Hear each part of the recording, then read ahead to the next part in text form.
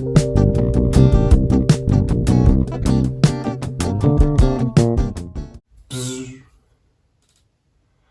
no, I'm in an Evan 30 video. No, but seriously, like, imagine that a magic genie gives you 3 wishes, and one of them is to watch a freaking Evan 30 video. Like, dude, if I was a genie, I would just, like, take all those wishes back. No, actually, these videos are awesome because I said so. Yeah, so it's like surprisingly late. It's like freaking, it is way past my bedtime. And I just got home from, being in the great outdoors, and it just kind of hit me. I haven't made a video in a while. So I looked at my shelf and I go, what's a random game that I like that I can use a very low amount of brain power to talk about? And I was scrolling through, and within not even a minute, I already decided Dr. Mario. And so yeah, this one came out in the tail end, or the later years of the NES's life cycle. And it's just a puzzle game. And it really doesn't have anything to do with Mario at all. I feel like they just kind of threw Mario on it to help it sell. And, well, it is an awesome game, so I don't really have a problem with that. And yeah, they made the character Dr. Mario because, I don't know, Mario just freaking has every job, apparently. But Doctor, I did not expect a doctor. I just feel like this guy should not have his license. Like, I would revoke that shit, personally. But yeah, no, it's a puzzle game where you are Mario, but you are Dr. Mario. And the end goal is to match the the pills together by color.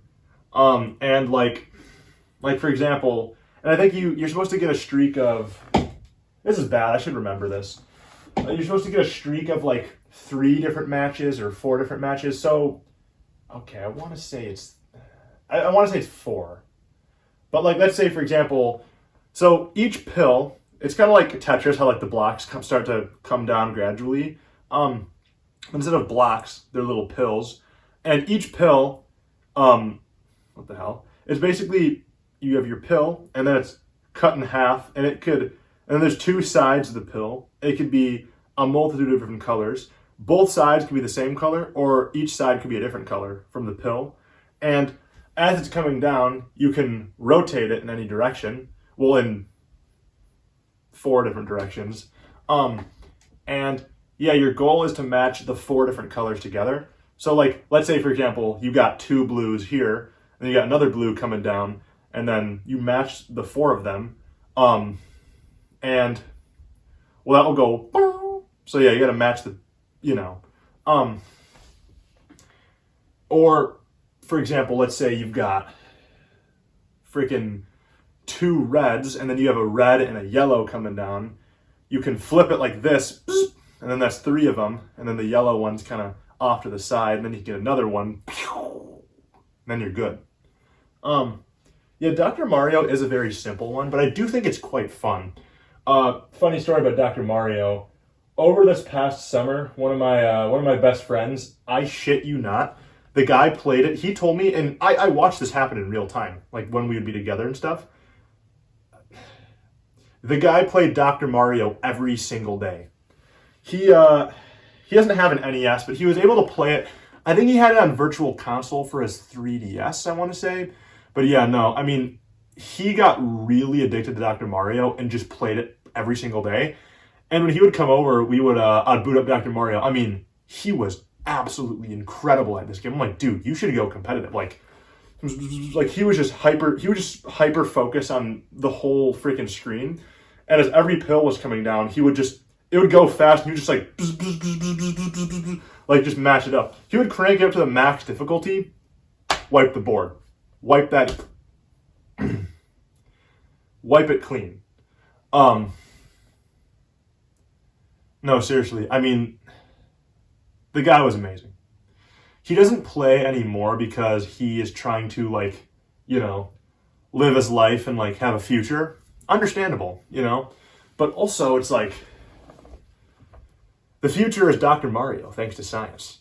But yeah, I booted up the Super Nintendo version because I prefer it a little bit, and it's on a 2-in-1 Tetris and Dr. Mario cartridge. So yeah, it's practically the same game, but the big difference being this one's got those nice, colorful 16-bit graphics. So, just wanted to rock with that. Well, enough of my banter. Let's play some freaking Dr. Mario. So I'm gonna go with medium speed because I'm not the best at this game, and I think I'm just gonna start at the very first level. Ooh. Okay, this is a little bit too easy for my liking. So I was trying to explain how this game works earlier, but let's just let my actions do the explaining. You know what I mean? Because I feel like sometimes I don't really make that much sense. But who really does? You know what I mean? To be completely fair here, who really freaking does? But yeah, just trying to match this, and that, and there you go. It's the first level. And then, yeah, with each level, perhaps this goes without saying, but it progressively gets more and more freaking difficult. And you gotta think fast. You do definitely gotta think fast. Music's pretty fun. Ooh, you're gonna wanna slip this one in there. There we go. And then you gotta do this little trick. Whoa. Whoa, dude, how'd that happen? Hit this little trick.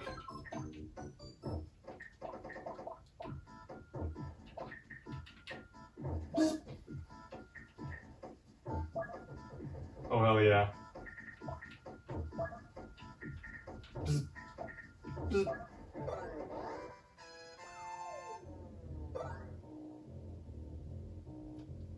Now we are on level freaking 2. And yeah, things are getting a little more complicated. Oh man. Let's do a little... shit. This happens sometimes when... Yeah, difficulty curve is definitely quite fast. You gotta just think long and hard about what you're gonna do each turn before your turn happens. And that is the trick of Dr. Mario. It can be a tad bit annoying when you put one pill on the wrong spot, because then you gotta clear that before you can get back to action. Ooh, that was a nice save. Very nice save. You gotta do this little move.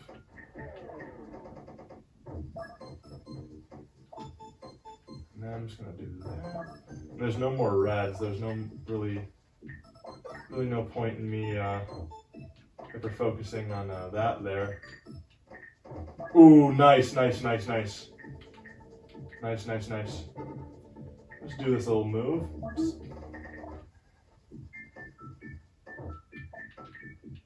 This little move here. Oops. Might as well get rid of some of the red shit. Get rid of the blue there. Knock some of the red out. Get some of the yellow over here. Get some of the red. Okay, now. Okay, I need a little yellow here. Oh! What? Oh my gosh. This guy's a freaking fraud. Ooh, nice, nice, nice. Now it's over. Folks.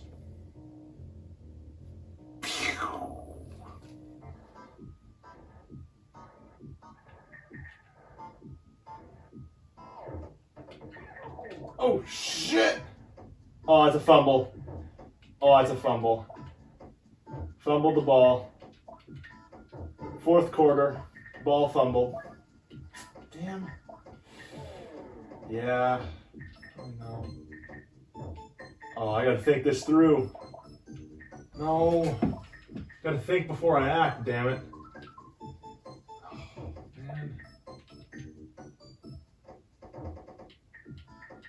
man. Yeah, I guess that's the power play for now.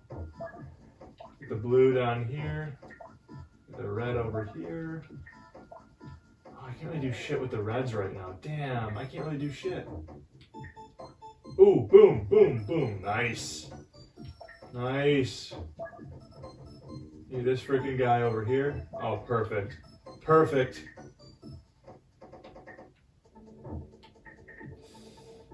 Again, I don't know what I can do.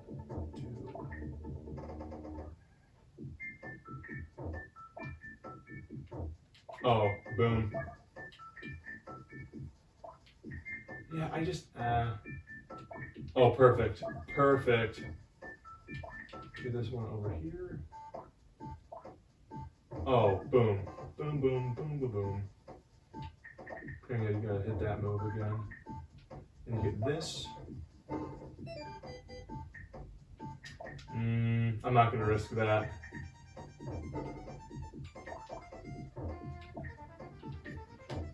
It's very interesting to play the original Dr. Mario on the NES and then go to this one because, yeah, they are practically the same game, but the little things with like the graphical differences, and this one has much more vibrant colors because of the Super Nintendo's increased capabilities. And the soundtrack, the music, it is the same music, but obviously it uses that new, that different music chip, or the different sound chip that's in the Super Nintendo. So it's really interesting to go back and forth.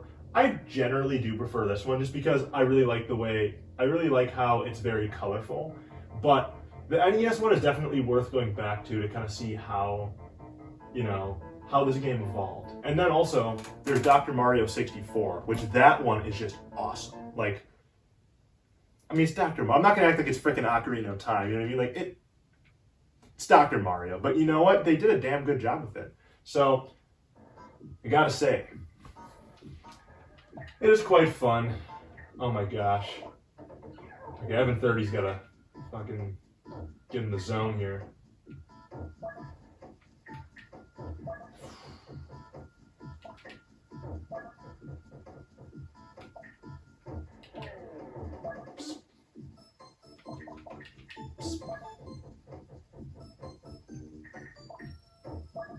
Oh my gosh. I wish I had it in me to talk more, but I actually am really sleepy. I wanted to make this video because I kind of wanted an excuse to play video games. You know, I could be working on homework, doing this, and that, but like, I don't know, man. Everyone needs a good excuse to F off once in a while. You know what I mean? And also, it is always nice to upload on here when I have time to. Life's a bit busier these days, but even if I can find just a small moment to kind of make something silly, that's fun. I'm happy to do it. You know what I mean? Shit. Abort mission. Abort mission. Abort mission. Abort mission. Mission aborted. Oh my gosh. Give me the wrong pills? I'm gonna OD, Dr. Mario, you jackass. Can I have the right freaking pill? Look, he's not even reading the pill, he's just throwing random pills at me. Someone's gotta take this guy's PhD away, you know what I mean? But as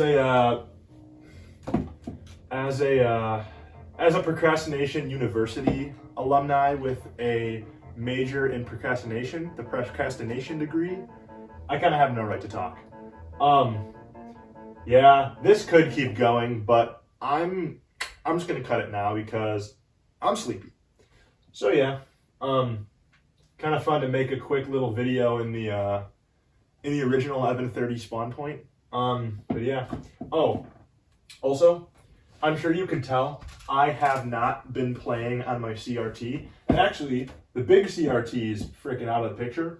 Well, that thing burnt out. I think the tube burnt out, and I could have replaced it, but I'm not all too knowledgeable on that. And also, I just ultimately decided that big CRT was so heavy that you need more than one person to pick it up. Like, I grabbed it and just put it on my ground, and I swear I was about to get a friggin' hernia. Like, seriously, as cool as it is to play on CRTs and to play with that original, experience, with the way life is right now, and that I'm moving around a lot and doing a lot of going back and forth, going here and there, I'm not against having possessions. I think that, oftentimes we have fun hobbies that we really enjoy and we want to have different possessions, but at the same time, you don't want your possessions to own you. So I ultimately decided that this CRT thing, because it doesn't work, was just genuinely stressing me out. And it was taking up a lot of my time just thinking about, what should I do? Should I repair it or should I buy a new one? I ultimately just decided, you live in a time now to where, well, it's definitely expensive. People do make equipment that allows you to play these old games on a modern screen, and it's actually going to look fine. Now, if I wire it, with S-Video just straight into a flat screen, I don't think it's going to look, the best. But, so if you've ever heard of the RetroTink, I can't remember. This is the RetroTink, is it the 2X or the 3X or the 4? It's one of the newer it's like one of the more expensive RetroTink models, and it's basically like a converter not a converter. It is a line doubler, or like a line freaking quadrupler in some circumstances. So basically, it takes your old systems, and when you put a picture, like when you send a signal with such a low resolution to these modern TVs, what they do is that they automatically blur the pixels, so it looks like a blurry mess. So with a line doubler, etc., like this TV is taking the signal from the Super Nintendo. It would take that as, I want to say it does 240p, maybe 480p, 240p. I think it's 240p. It would take that signal as a 240p signal normally, but with the RetroTink, it takes that 240p signal and, line doubles and whatnot, and sends it to the TV as a 1080p signal. So it's not going to try to blur those lines to where it is actually pixel perfect as it would look on a CRT television.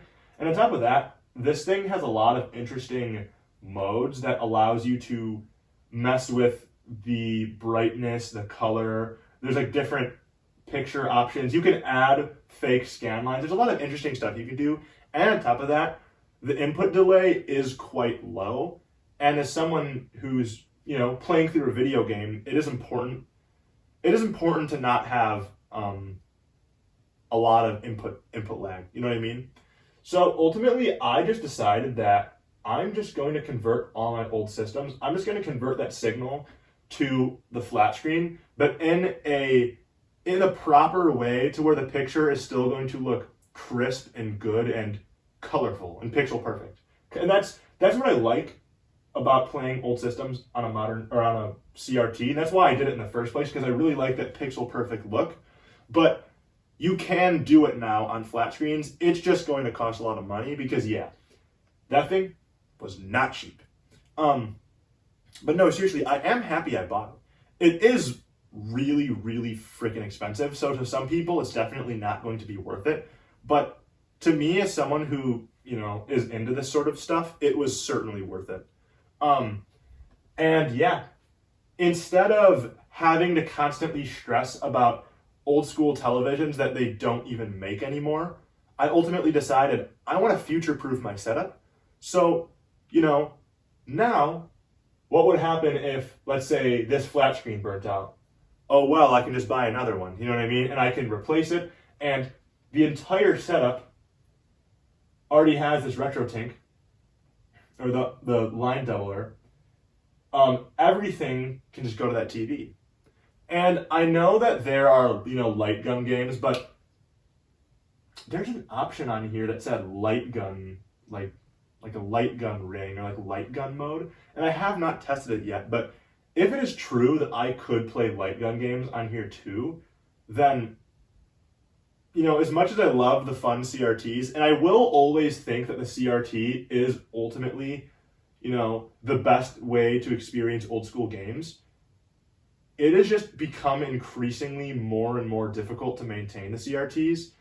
And to me, you can get really, really good picture of damn near equivalent quality if you are willing to put in the time and the money. But I get it if you aren't willing to put in the money, because it is ludicrous what you got to spend. And for some people, they're like, you know what? I just want to play the game. I don't really care how. And you also, at the end of the day, could always just get into emulation. But some people really like playing on authentic hardware, this guy, and experiencing that with authentic hardware to the best quality. Like, speaking of physical media, like, I never used to listen to music. I never used to be into physical music, but I've been getting into that a tiny bit lately. Like, I bought a couple CDs the other day. Like, I bought a Van Halen album on CD, and then I bought a freaking Rush album on CD. These are just a couple albums that I'm really into. Like, they're, quite good, quite fun music. I'm trying to think of what else. Oh my gosh, I should probably do videos on some of these CDs one day. That's a maybe. And this is one of my all-time favorite albums. This is a phenomenal acoustic album. Like, this is it. This is awesome. And these guys were like fresh out of high school when they made this. Like, come on. Like, that is just awesome. So, definitely admire their work. Getting off track. Yeah, but that is just my thing. It's just, for me, it's just no longer worth it to go through all this stress just to maintain the CRTs. And I know damn well that, in the far, far future, CRTs are going to be dying out more and more and more. So I might as well just future-proof my setup.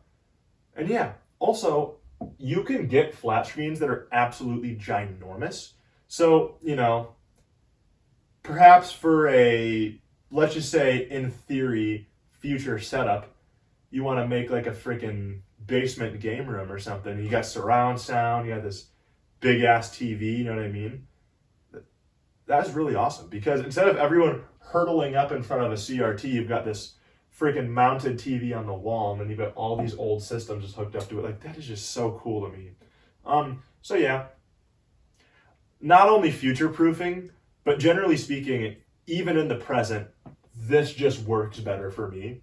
So I ultimately decided to go with that. Now, it's not to say I'm never going to use a CRT again. This little tiny Trinitron here still works. So if for some reason I ever decide, you know what, I would rather just play something on a CRT today, I do have this thing still, and all my old systems can plug into this just fine.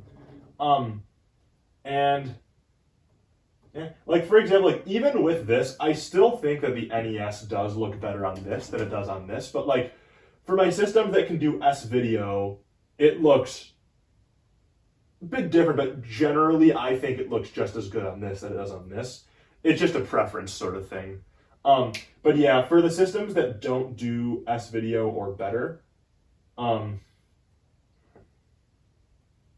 you're gonna want to stick with this. So like for the NES, I kind of go back and forth. It's still not sure which one I'd rather play it on. So that's why I kept this here, and it does work. So why not? And also, I don't have a problem with CRTs that are tinier, because I can pick this thing up and go put it in my car. You know what I mean?